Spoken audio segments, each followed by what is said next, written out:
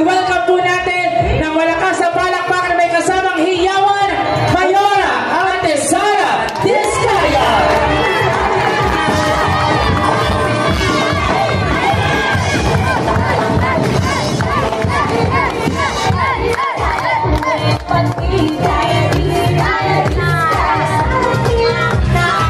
Kabataan pa sa may edad, walang matiwala sa amarahan.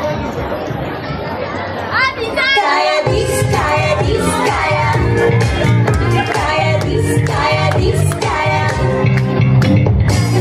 Magandang araw po mga Pasigueño. Ako si Rex Valderrama ng Team Kaya Dis. Parang nakalimutan, pinabayaan, di natapos ang mga nasimulan. Binitawan, tinalikuran, sayang naman ang kagandahan.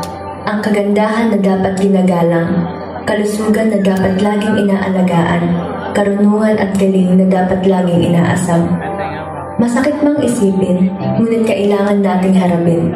Tagapasig ka, ikaw ang may kakayanang makakita. Imulat ang mga mata at huwag mong padaan sa mga kwento at haka-haka.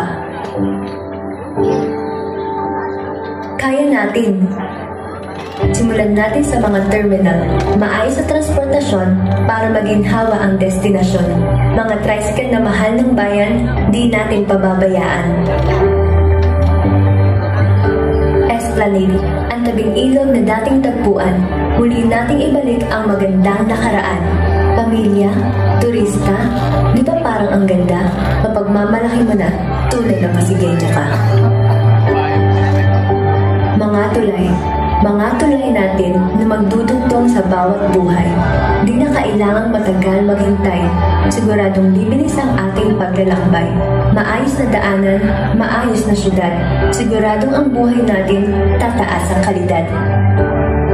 At syempre, huwag nating kakalimutan ang sentro ng ating bayan, Pasig Palengke. Pasig Palengke na kung tunay na Pasigueño ka, alam mo na napaka-importante. Magandang parking space sa tabi ng Pasig Palengke, maayos ang paradahan, maayos ang bagsakan, pagagandahin din natin pati ang mga sakayan.